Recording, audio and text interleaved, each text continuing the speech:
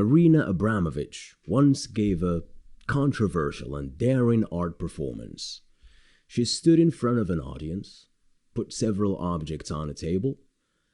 A pair of scissors, paint, photographs, a spoon, and a loaded gun were amongst the objects.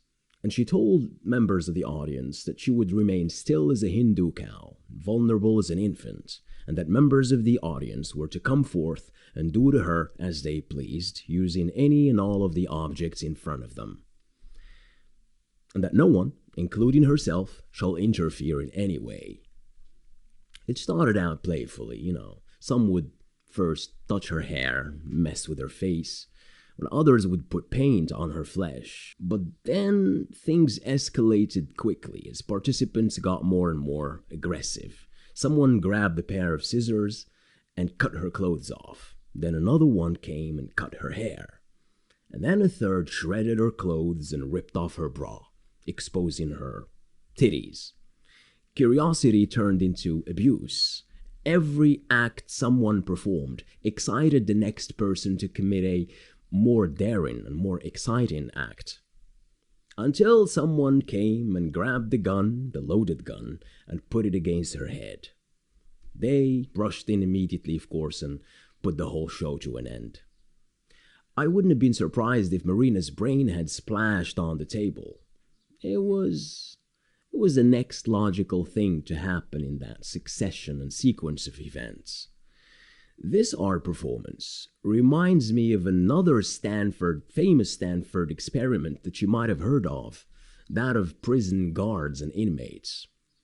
Philip Zimbardo is the name of the professor who conducted the experiment, and he detailed it along with his thoughts and conclusions in a marvelous book titled The Lucifer Effect. Zimbardo concludes that the line between good and evil in people is quite permeable. Take the most honest and most conscientious person, give them impunity, or allow them the freedom to do as they please, in groups especially, and watch them embrace the evil within to the most inconceivable extreme. Every fascist state you can think of and the monstrosities that they have committed and still commit are irrefutable evidence of that. But my keyword here is freedom. How much of that do you allow humans? Philosophers and politicians alike have theorized and grappled with the concept for millennia. And we know what it's like in societies that deprive their citizens of their basic rights. Hell, they're all around us still. But what of those that have been allowing more and more freedoms? Well, they don't look too good either.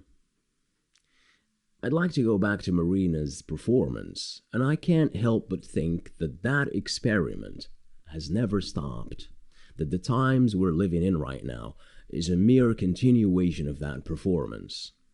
A couple of months ago, a guy named Justin Folk made a must-watch documentary film called What is a Woman?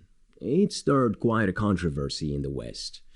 This guy traveled across North America asking people seemingly a simple question: what is a woman?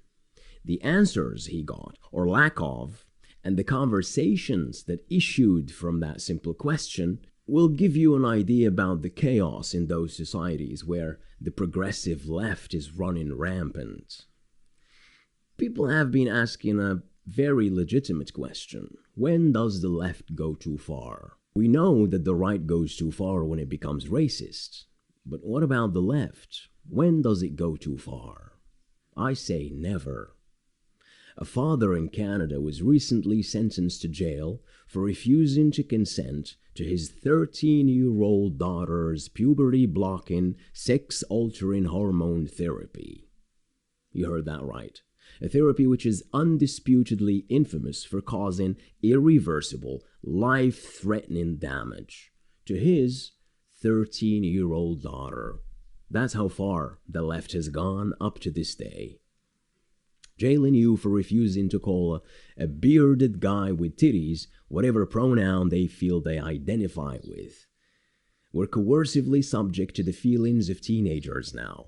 God, there's so much I want to say about the LGBTQ, I don't know what the hell next, that I don't even know where to start, though I know how it started. started out with a man, not a woman. Women's perverted desire came much, much later. And I'd wager it may have only occurred by some force of mimicry or rivalry. It was a man first that desired pleasure from another man, hence homosexual. But I should like to refer to the Arabic word for homosexual, which I think adds a layer of meaning that is missing in other languages. The word shadh, shin, alif, dal, is an umbrella term for any and all of the existing and soon to exist members of the alphabet people. It means an offbeat, unconventional, and unusual. And I think it does the phenomenon more justice because a male seeking sexual intercourse from anything other than a female is, well, unconventional and unusual. We wouldn't be here if it were the norm, would we? It has always, is, and will always require a male sperm and a female egg to get you to the world of the living. But our guy persisted, like a stubborn child that stomps, mopes, and sulks till he gets what he wants. Only 100 years ago, for instance, they would hang people like that in England. And then they would flog them for their perversion. And then they would jail them. And then they would get away with it with a fine. Before finally they had their unconventional and unusual desires officially recognized. Now they're parading, bunch of ever-multiplying lots in the streets of Tel Aviv, Berlin, and New York, taking pride in something that was only decades ago regarded as a most heinous crime. Our guy had to persistently gnaw his way to deconstructing the very concept of a woman, in quest to quench an unfulfillable desire. The whole transgender issue now is around women, is around the ability to become a woman. None perhaps put it better than the comedian Dave Chappelle, who said in one of his jokes that the alphabet people, as he hilariously calls them, are taking a ride in the same car, trying to get to their destination. That's a full recognition. But the transgender lot amongst them, the lunatics, are the ones that make the trip take longer. When you allow medical doctors to perform irreversible, life-altering, and dangerous sex-changing surgeries on kids and teenagers who increasingly seem to sign up to this club of attention-hungry zealots, then of course you'll have people confused to answer a question as simple as, what is a woman? When you allow bearded guys to castrate themselves and put on fake boobs and wear dresses on the street, and allow some of them to be school teachers and teach your kids that this is a brave form of self-expression and that a kid ought to take pride and demand recognition for it, then I don't know, man. It's just wrong. I am expressing myself right now in a language other than my own, for the simple reason that if I were to do it in my own tongue, most of my fellow countrymen would laugh it off and dismiss it, because we, in this country and other parts of the world, the line between men and women is not so permeable. It is hard, even impossible to cross, and those amongst us who dare cross it are shunned or frowned upon. But I have reasons to believe that it won't be so for long, that this disease is spreading faster than anyone might think. One of our philosophers, Ibn al-Jawzi, once said that the eye is the surest sensory conductor to our hearts. That which the eye sees quickly plagues human nature in ways that we're not even aware of.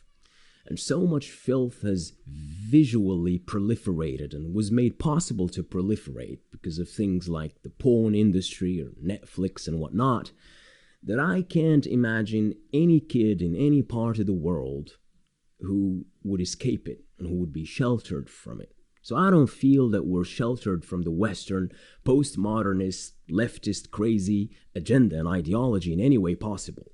I don't know if this makes any sense to you, but if it does, and you happen to be a parent, I think it would do you and your little ones good to heed this plague and stand guard with all your might. Cheerio, my friend.